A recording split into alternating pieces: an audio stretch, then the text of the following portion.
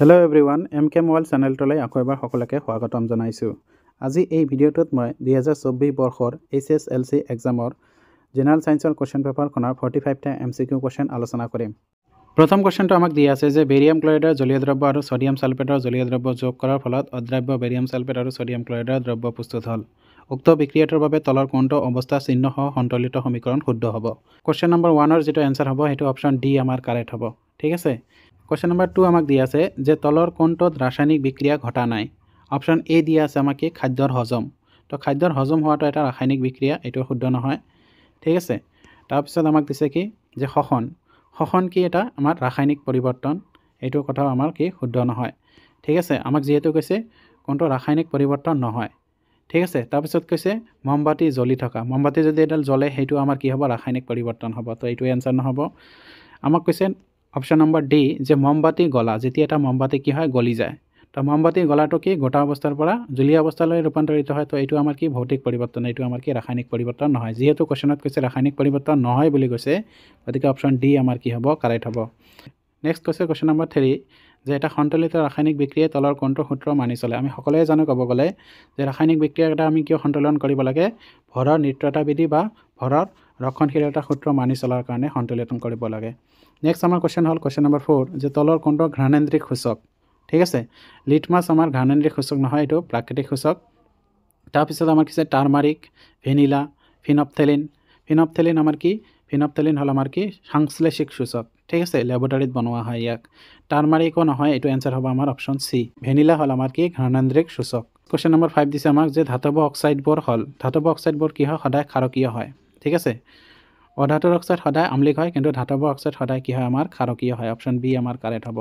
Next আমাৰ question number 6 কৈছে যে NaHCO3 আৰু Na2CO3 এই দুটা কিহৰ সংকেত। ঠিক আছে। যেটো আমাৰ সোডিয়াম হাইড্ৰোজেন কাৰ্বনেট আছে, অৰ্থাৎ প্ৰথমটো হ'ব আমাৰ বেকিং সোডা আৰু দ্বিতীয়টো আমাৰ কিহৰ সংকেত দিয়া আছে, দ্বিতীয়টো আমাৰ কাপোৰ ধোৱা সোডা। তো এনেকুৱা অপশন কোনটো দিয়া আছে আমাক, অপশন দিয়া আছে আমাক অপশন বি যে সোডিয়াম হাইড্ৰোজেন কাৰ্বনেট অৰ্থাৎ NaHCO3 যেটো আছে সেইটোক আমি কি বুলি কওঁ, এইটোক আমি কি বুলি কওঁ বেকিং সোডা বুলি কওঁ। ঠিক আছে। আৰু Na2CO3 তাৰ লগত 10টা পানীৰ অণু থাকিলে তাক আমি কি বুলি কওঁ কাপোৰ ধোৱা সোডা বুলি কওঁ। তো অপশন বি আমাৰ কাৰেক্ট হ'ব, বেকিং সোডা আৰু কাপোৰ ধোৱা সোডা। নেক্সট আমাৰ কোৱেশ্চনটো হ'ল কোৱেশ্চন নম্বৰ 7 যে যন্ত্ৰক্ষয়ৰ ক্ষেত্ৰত তলৰ উক্তিটো বিবেচনা কৰা। দুটা কথা দিয়া আছে ইয়াতে। ঠিক আছে। কৈছে যে pHৰ মান 5.5ৰ তলত হ'লে দন্তক্ষয়ৰ সূচনা হয়। এইটো সঁচা কথা। যেতিয়া pHৰ মান আমাৰ 5.5তকৈ কমি যায় তেতিয়া আমাৰ দাঁত ক্ষয় হ'বলৈ ধৰে। আৰু দ্বিতীয় কথাটো দিছে আমাক যে ফসফৰিক এচিডে pHৰ মান কম কৰাৰ বাবে দন্তক্ষয় হয়। ফসফৰিক এচিডৰ বাবে আমাৰ কি হয় দন্তক্ষয় হয়। ঠিক আছে। তো ইয়াত যি দুটা কথা দিছে এই দুটা কথাই কি আমাৰ সত্য। তো তেনেকুৱা অপশন ক'ত আছে আমাৰ অপশন সি আছে, বোথ 1 আৰু 2 ট্ৰু। নেক্সট আমাৰ কোৱেশ্চন নম্বৰ 8 দিছে যে তলৰ কোনটো আটাইতকৈ ঘাত সহনশীল ধাতু। আমি সকলোৱে জানো ক'ব গ'লে সোণ আমাৰ কি আটাইতকৈ ঘাত সহনীয় ধাতু। অপশন সি আমাৰ কাৰেক্ট হ'ব। নেক্সট কৈছে কোৱেশ্চন নম্বৰ 9 যদি এই ধাতুৱে বি ধাতুক ইয়াৰ দ্ৰব্যৰ পৰা অপসাৰিত কৰে তেতিয়া। আমি জানো যে কোনবোৰ ধাতুৱে তাৰ ধাতৱ লৱণৰ দ্ৰব্যৰ পৰা অপসাৰিত কৰিব পাৰে, যে যিবোৰ ধাতু সক্ৰিয়তা বেছি সেই ধাতুটোৱে তাতকৈ কম সক্ৰিয় ধাতুক তাৰ লৱণৰ দ্ৰব্যৰ পৰা অপসাৰিত কৰে।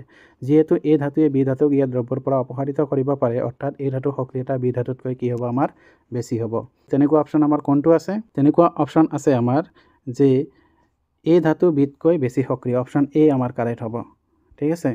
নেক্সট আমাৰ কোৱেশ্চন দিছে কোৱেশ্চন নম্বৰ 11 কোনটো ধাতুৰ সালফাইড আকৰিক হ'ল চিনাবাৰ। তো চিনাবাৰৰ যেটো সংকেত আছে সেইটোক আমি কি বুলি কওঁ, HgSক আমি কি বুলি কওঁ চিনাবাৰ বুলি কওঁ। ঠিক আছে। তো মাৰ্কাৰীৰ যেটো আকৰিক সেইটোৰ নাম কি আমাৰ চিনাবাৰ। মাৰ্কাৰী অপশন আমাৰ ক'ত দিয়া আছে, অপশন নম্বৰ বি দিয়া আছে আমাক মাৰ্কাৰী। নেক্সট কোৱেশ্চন নম্বৰ 11 দিয়া আছে যে একেটা সালফাৰ অণুত সৰ্বাধিক কেইটা পৰমাণু থাকিব পাৰে। সালফাৰত থাকিব পৰা সৰ্বোচ্চ পৰমাণু সংখ্যা কেইটা 8টা। অপশন সি আমাৰ কাৰেক্ট হ'ব। নেক্সট আমাৰ কোৱেশ্চনটো হ'ল কোৱেশ্চন নম্বৰ 12 যে 3টা কাৰ্বন আৰু এলডিহাইড কাৰ্যকৰী মূলক থকা যৌগটোৰ নাম হ'ব। এইটো কোনটো হ'ব, এইটো আমাৰ অপশন ডি হ'ব, প্ৰপানেল হ'ব। নেক্সট কোৱেশ্চন হ'ল আমাৰ কোৱেশ্চন নম্বৰ 13 যে জাৰক পদাৰ্থৰ ক্ষেত্ৰত তলৰ উক্তিবোৰৰ কোনটো সত্য। জাৰক পদাৰ্থ কি, যিয়ে বেলেগক জাৰিত কৰে। ঠিক আছে। অৰ্থাৎ যিয়ে বেলেগক জাৰিত কৰিব নিজে কি হ'ব লাগিব, নিজে বিজাৰিত হ'ব লাগিব। আৰু আমি জানো বিজাৰণ মানে কি, যিয়ে হাইড্ৰজেন গ্ৰহণ কৰে বা অক্সিজেন ত্যাগ কৰে। যিহেতু আমাক কৈছে জাৰক পদাৰ্থ, গতিকে আমি জাৰক পদাৰ্থই কি কৰিব অক্সিজেন এৰি দিব। ঠিক আছে। অপশন বি হ'ব আমাৰ কাৰেক্ট। নেক্সট কোৱেশ্চনটো হ'ল আমাৰ কোৱেশ্চন নম্বৰ 14 যে পৰ্যাবৃত্ত তালিকাত তলৰ কোনটো ধৰ্ম বৰ্গ এটাৰ তলৰ পৰা ওপৰলৈ বাঢ়ে। ঠিক আছে। পৰ্যাবৃত্ত তালিকাত বৰ্গ এটাৰ ওপৰৰ পৰা তললৈ ধাতৱীয় ধৰ্ম বাঢ়ি যায় আৰু লগতে কি পাৰমাণৱিক ব্যাসাৰ্ধ বাঢ়ি যায় গতিকে অপশ্যন 2 আৰু 4 থকা অপশ্যনটো হ'ব আমাৰ বি নম্বৰ অপশ্যন কাৰেক্ট হ'ব নেক্সট কোৱেশ্চনটো হ'ল আমাৰ কোৱেশ্চন নম্বৰ 15 কোৱেশ্চন নম্বৰ 15 ৰ এনসাৰ হ'ব আমাৰ মেগনেছিয়াম নেক্সট হ'ল আমাৰ কোৱেশ্চন নম্বৰ 16 কোৱেশ্চন নম্বৰ 16 ৰ এনসাৰ হ'ব আমাৰ কি অপশ্যন বি দুখন অবতল কোৱেশ্চন নম্বৰ 17 যে এজন লৰাই তেওঁৰ চকুৰ পৰা 17 সেন্টিমিটাৰ দূৰত্বত ৰখা বস্তু দেখা নাপায় কিন্তু তেওঁৰ চকুৰ পৰা 40 সেন্টিমিটাৰতকৈ অধিক দূৰত্বত ৰাখিলে বস্তু দেখা পায় এই ভুল শুধৰণি কৰিব পাৰি ইয়াতে চোৱা কি কৈছে যে 17 সেন্টিমিটাৰ দূৰত্বত ৰখা বস্তু দেখা নাপায় কিন্তু 40 সেন্টিমিটাৰত ৰখা দূৰত্বৰ বস্তু দেখা পায় অৰ্থাৎ ওচৰৰ বস্তু দেখা নাপায় কিন্তু দূৰৰ বস্তু দেখা পায় যি চকুৰ বিকাৰত ওচৰৰ বস্তু দেখা নাপায় কিন্তু দূৰৰ বস্তু দেখা পায় তাক আমি কি কওঁ হাইপাৰমেট্ৰপিয়া বুলি কওঁ আৰু হাইপাৰমেট্ৰপিয়া বিকাৰ শুধৰণি কৰাৰ বাবে সদায় উপযুক্ত ক্ষমতাৰ উত্তৰ লেন্স ব্যৱহাৰ কৰা হয় গতিকে অপশ্যন এ আমাৰ কাৰেক্ট হ'ব নেক্সট আমাৰ কোৱেশ্চনটো হ'ল কোৱেশ্চন নম্বৰ 18 যে অবতল দৰ্পণ এখনে গঠন কৰা প্ৰতিবিম্বটো অসৎ থিয় আৰু লক্ষ্যবস্তুতকৈ ডাঙৰ পোৱা গ'ল লক্ষ্যবস্তুৰ অৱস্থান ক'ত হ'ব লাগিব যেতিয়া আমাৰ লক্ষ্যবস্তুৰ অৱস্থান আমাৰ দৰ্পণৰ মেৰু আৰু তাৰ মুখ্য ফকাছৰ মাজত হ'ব তেতিয়া অবতল দৰ্পণখনে গঠন কৰা প্ৰতিবিম্বৰ যেটো প্ৰকৃতি হ'ব প্ৰকৃতি সদায় কি হ'ব অসৎ থিয় আৰু লক্ষ্যবস্তুতকৈ কি হ'ব ডাঙৰ হ'ব নেক্সট আমাৰ কোৱেশ্চন নম্বৰ 19 যেটো আছে হেটোৰ এনসাৰটো হ'ব আমাৰ অপশ্যন সি হ'ব এটো এনসাৰ ঠিক আছে আৰু কোৱেশ্চন নম্বৰ 20 এটোৰ অপশ্যন সি এনসাৰ হ'ব এইবিলাক মই এক্সপ্লেইন কৰিব নোৱাৰো ইয়াত কৰিলে বহুত সময় লাগিব সেইকাৰণে মই তোমালোকক এনসাৰটো কৈ দি আছো তাৰ পিছত কোৱেশ্চন নম্বৰ 21 যেটো দিয়া আছে হেটো এনসাৰটো কোনটো হ'ব আমাৰ হেটো এনসাৰটো আমাৰ অপশ্যন ডি কাৰেক্ট হ'ব ঠিক আছে তাৰ পিছত দিছে কোৱেশ্চন নম্বৰ 22 যে মানুহে চকুৰে বস্তু এটাৰ প্ৰতিবিম্ব গঠন কৰা স্থান হ'ল আমি সকলোৱে জানো যে মানুহৰ চকুত কত প্ৰতিবিম্ব গঠিত হয় চকুৰ ৰেটিনা বা অক্ষিপটত গঠিত হয় তাৰ পিছত কৈছে যে মুকলি আকাশৰ ৰং কিয় নীলা দেখা যায় তো মুকলি আকাশৰ ৰং নীলা দেখাৰ কাৰণ হ'ল কি আমাৰ পোহৰৰ বিক্ষেপণ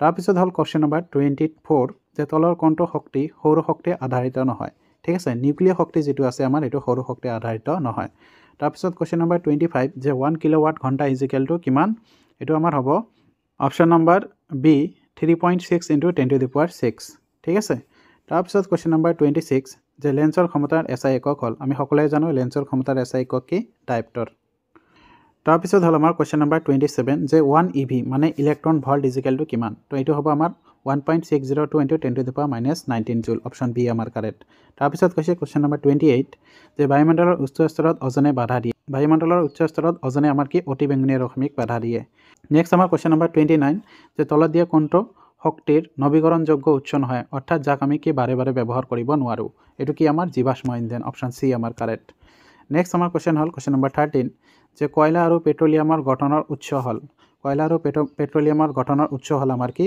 জৈৱ ভৰ ঠিক আছে বা জীৱ ভৰ বুলি কয় ইয়াক আমি নেক্সট আমাৰ কোৱেশ্চন নম্বৰ 31 যে শক্তিৰ প্ৰবাহৰ ৰৈখিক চিত্ৰৰ পৰা এটা কথা স্পষ্ট যে শক্তিৰ প্ৰবাহ সদায় কি হয় শক্তিৰ প্ৰবাহ সদায় কি হয় একমুখী হয় নেক্সট আমাৰ কোৱেশ্চন নম্বৰ 32 কোৱেশ্চন নম্বৰ 32 যেটো এনসাৰ হ'ব হেতু হ'ল আমাৰ অপশ্যন ডি ঠিক আছে যে পৃষ্ঠৰ ভিতৰলৈ তাৰ পিছত কোৱেশ্চন নম্বৰ 33 আমাৰ এনসাৰ হ'ব 300 কুলম নেক্সট আমাৰ কোৱেশ্চন নম্বৰ 34 যে এমিবাই তাৰ চৌপাশৰ পৰাই দেশৰ সহায়ত খাদ্যবস্তু গ্ৰহণ কৰে আৰু খাদ্য ঋতিকাৰ সৃষ্টি কৰে এমিবাই কুটপদৰ সহায়ত খাদ্য গ্ৰহণ কৰে নেক্সট কোৱেশ্চন নম্বৰ 35 যে উদ্ভিদৰ জাইলেম কলাৰ দায়িত্ব হ'ল জাইলেম কলাই কি কৰে উদ্ভিদৰ পানী পৰিবহনত সহায় কৰে অপশ্যন এ কাৰেক্ট হ'ব নেক্সট আমাৰ কোৱেশ্চনটো হ'ল কোৱেশ্চন নম্বৰ 36 কোষত এন্ডোথাৰ্মিক বিক্ৰিয়া সংঘটিত কৰাৰ বাবে কোষে ডেশ ব্যৱহাৰ কৰে কোষে কি ব্যৱহাৰ কৰে সদায় এটিপি ব্যৱহাৰ কৰে নেক্সট আমাৰ কোৱেশ্চনটো হ'ল যে দুটা নিউৰনৰ মাজৰ খালি ঠাইখিনিক ডেশ বোলা হয় কি বুলি কোৱা হয় এটো আমি সাইনেপছ বুলি কওঁ নেক্সট কোৱেশ্চনটো কোৱেশ্চন নম্বৰ